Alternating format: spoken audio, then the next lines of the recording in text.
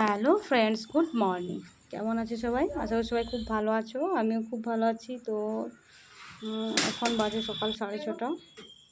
আর বাইরের দিকে দেখো কেমন রোদ। এখন জলও পড়ছে একবার পরে, আবার রোদও দিচ্ছে। তো কাজ হয়ে গেল, ঝাড় দিয়ে দিয়েছি, বেডটাও বাগিয়ে নিলাম।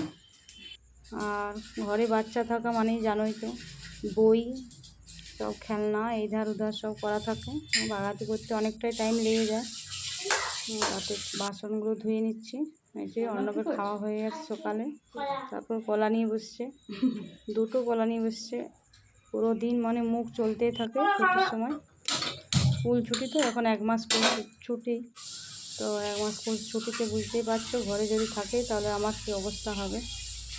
তো এই যে আমি এটা রান্নাটা চাপিয়ে দিচ্ছি, হাতে চালটা ধুয়ে নিচ্ছি।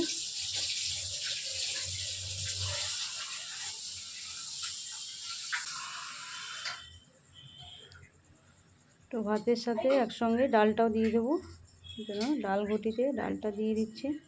একসঙ্গে ডাল ভাতটা একসঙ্গে হয়ে গেলে অনেকটা সময়ও বাঁচে,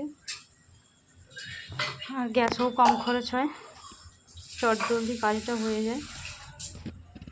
তো তোমরা সেই কোনখান থেকে ভিডিওটা দেখছো অবশ্যই কমেন্টে জানাবে। আর যদি ভিডিওটা ভালো লাগে লাইক কমেন্ট শেয়ার অবশ্যই করবে।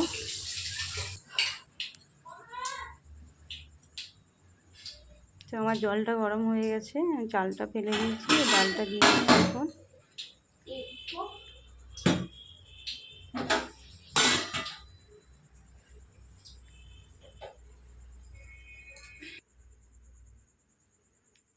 তো এরপর আমি সবজিগুলো এক এক করে কেটে নেব। সবজি সেরকম কিছুই নেই, আগের দিনে যে সবজিগুলো ছিল সেইগুলো আছে। কাঁচকলা আলু বেগুন দিয়ে একটা সবজি বানাবো, আর করলা আলুর ভাজা, আম চাটনি, আর এই যে লাউ শাক আছে।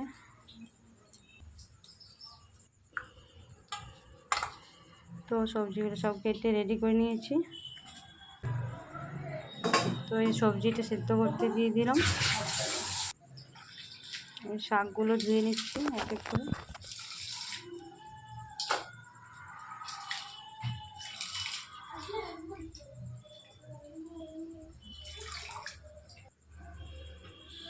শাকগুলো অনেকবার করে না ধুলে বালি থেকে যায়, তো 2-3 বার করে ধুয়ে নিয়েছি। আর এই যে করলা আলুতে লবণ আর হলুদ দিয়ে মাখিয়ে রাখছি, তাহলে চটজলদি ভাজাটা হয়ে যায়। আর এই যে কাপড়গুলো ধুয়ে নিচ্ছি। আর বাইরে রোদের অবস্থা দেখো, প্রচণ্ড রোদ দিচ্ছে। তো ভাতটা হয়ে গেছে, ভাতটা গেলে নেব।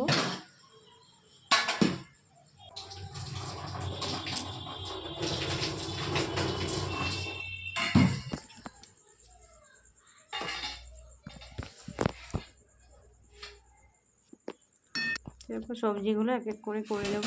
কাঁচকলা বেগুন আলু দিয়ে একটা সবজি করলাম, আর লাউ শাক, চচ্চড়ি, আর আম চাটনি, মসুরের ডাল,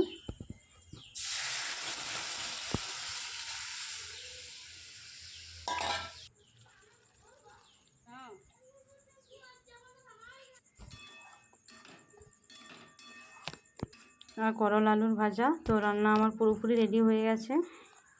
এবার স্নান করে নেব, ছেলেকে স্নান করিয়ে দিয়েছি। এরপর ভাত দিয়ে দেবো, ভাত দিয়ে দিয়েছি। আর ওর আম থাকলেই হবে, আম থাকলে আর অন্য কিছুর দরকার পড়ে না। তো যদি ভিডিওটা ভালো লাগে সবাই লাইক কমেন্ট শেয়ার অবশ্যই করো। টাটা।